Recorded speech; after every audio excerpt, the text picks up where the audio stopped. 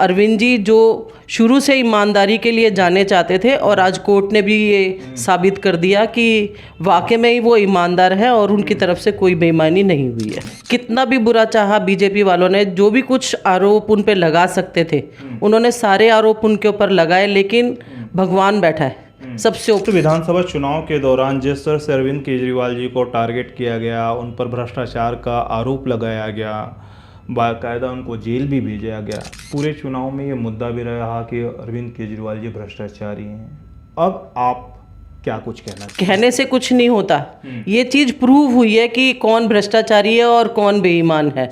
आप बेईमानी के सबूत देखना चाहेंगे, मैं आपको दिखाती हूँ कि मेरे वार्ड में देखिए बीजेपी की ईमानदारी आते के साथ ही वहां पे कब्जा होना शुरू हो गया। मैं खुद वहां गई थी, अंदर घुसने नहीं दिया, अंदर गन ले लेके लोग बैठे हुए हैं। आप विधायक सूर्य प्रकाश खत्री जी के ऊपर आरोप लगा रही हैं। वो तो आजकल सोशल मीडिया पर अपना जो है कि चीज़ें दिखाते हैं कि हम काम कर रहे हैं, ईमानदारी से काम पूरी तरह से काम कर रहे हैं। तो ये आपने कब कंप्लेंट फाइल कर दिया? ये कंप्लेंट मैंने जब बुराड़ी में एसडीएम थे उनको भी भेजी थी कि इस ज़मीन के ऊपर कब्जा हो रहा है। हम लोग खुद गए थे, लेकिन वहाँ पे अभी तक कुछ भी नहीं हुआ। अब उसमें नीली चद्दर लगा रखी है, अंदर क्या काम हो रहा है किसी को नहीं पता, उसके अंदर क्या बन रहा है क्या नहीं बन रहा है। अभी स्टैंडिंग कमेटी की मीटिंग भी थी, तो उसमें भी ये बात कही गई कि दिल्ली को सुंदर बनाना है, सौंदर्यीकरण के लिए काफ़ी सारा बजट भी आया। आप लोगों को भी इस बार जो है कि 2-2 करोड़ का बजट मिला हुआ है। हमें पिछली बार बोला गया था कि आपको 1.5 करोड़ का बजट मिलेगा, जो कि हमें 25 लाख रुपए मिले थे पूरे साल के लिए। अभी तो घोषणा हुई है कि 2 करोड़ का फंड मिलेगा। नमस्कार, सोशल संवाद में आप सभी का स्वागत है। देश की सबसे बड़ी खबर, अरविंद केजरीवाल आम आदमी पार्टी के मुखिया जो हैं उनको जो है कोर्ट ने बरी कर दिया है। उस पर बातचीत करने के लिए हमारे साथ आम आदमी पार्टी से ही हैं पार्षद प्रोमिला गुप्ता जी हैं। मैम, सबसे पहली बात तो अरविंद केजरीवाल जी को कोर्ट ने बाइज्जत बरी कर दिया है, आप कैसे देख रही हैं और आप क्या कुछ कहना चाहते हैं? देखिए, एक बात कहने में आती है, मुद्दई लाख बुरा चाहे तो क्या होता है, वही होता है जो मंजूर खुदा होता है। तो उसका जीता जागता उदाहरण अरविंद केजरीवाल जी जो आज बाइज्जत बरी हुए हैं। कितना भी बुरा चाहा बीजेपी वालों ने, जो भी कुछ आरोप उन पे लगा सकते थे उन्होंने सारे आरोप उनके ऊपर लगाए, लेकिन भगवान बैठा है सबसे ऊपर। अगर आदमी ये सोचने लगे कि मैं भगवान हूँ और मैं सब कुछ कर सकता हूँ, तो वो तो किसी को जीने ही ना दे, ये हालत है। तो अरविंद जी जो शुरू से ईमानदारी के लिए जाने चाहते थे और आज कोर्ट ने भी ये साबित कर दिया कि वाकई में ही वो ईमानदार है और उनकी तरफ से कोई बेईमानी नहीं हुई है। बात करते तो विधानसभा चुनाव के दौरान जिस तरह से अरविंद केजरीवाल जी को टारगेट किया गया, उन पर भ्रष्टाचार का आरोप लगाया गया, बाकायदा उनको जेल भी भेजा गया, पूरे चुनाव में ये मुद्दा भी रहा कि अरविंद केजरीवाल जी भ्रष्टाचारी हैं। अब आप क्या कुछ कहना चाहेंगे? देखिए, कहने से कुछ नहीं होता, ये चीज प्रूव हुई है कि कौन भ्रष्टाचारी है और कौन बेईमान है।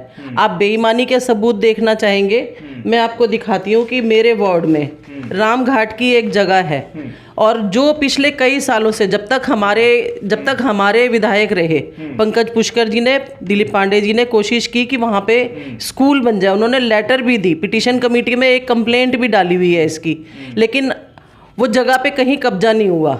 लेकिन देखिए बीजेपी की ईमानदारी आते के साथ ही वहाँ पे कब्जा होना शुरू हो गया। मैं खुद वहाँ गई थी, अंदर घुसने नहीं दिया, अंदर गन ले लेके लोग बैठे हुए हैं। कौन बैठा है, कौन कब्जा करवा रहा है वहाँ पे, ये तो विधायक जी बताएंगे।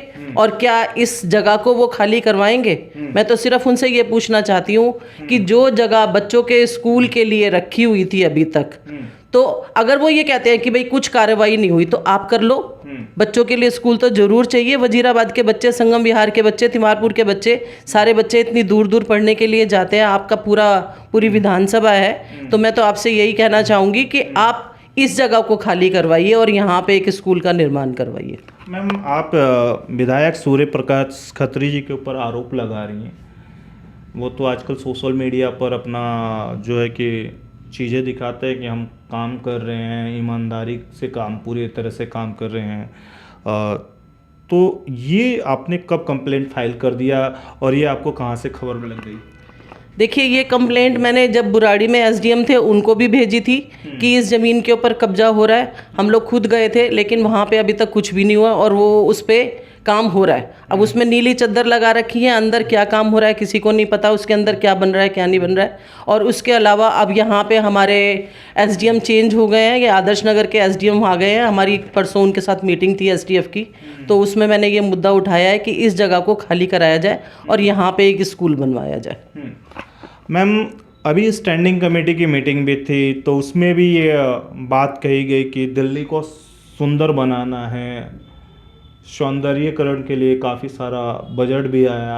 आप लोगों को भी इस बार जो है कि 2-2 करोड़ का बजट मिला हुआ है। क्या कुछ सौंदर्यीकरण करने वाली हैं आप लोग?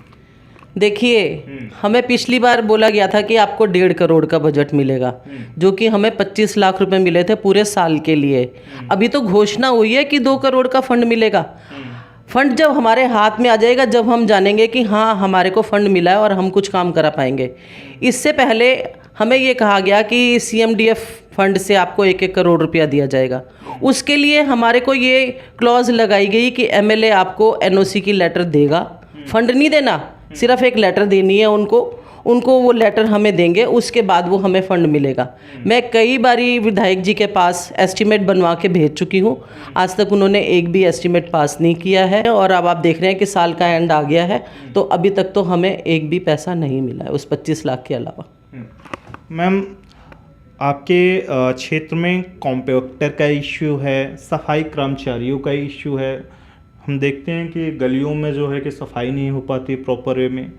क्या कारण रहे? क्या इस बजट के आने के बाद जो डार्क प्लेसेस हैं, या आपको पूरा बजट मिल जाता तो क्या डार्क प्लेसेस ख़त्म हो जाएगा, या कुछ आप जो है एमसीडी के तहत जो संगम विहार में कोई स्कूल नहीं है, क्या उसके लिए स्कूल वगैरह कुछ आपने सोचा है? अगर आपको पूरा फंड मिलता है तो देखिए, हमें पूरा फंड मिल जाता है तो मेरी कोशिश रहेगी कि ज़्यादा से ज़्यादा काम अपने एरिया में करवा सकें।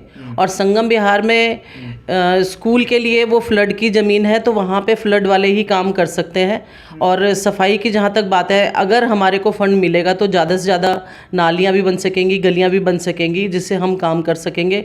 और डार्क स्पॉट के लिए जितना हमें फ़ंड मिलता है उसमें से हम कुछ लाइटें मंगवाते हैं और कोशिश करते हैं कि सब जगह जहाँ पे भी डार्क स्पॉट है उनको ख़त्म किया जाए। बहुत बहुत शुक्रिया मैम। दिल्ली से सोशल संवाद की रिपोर्ट।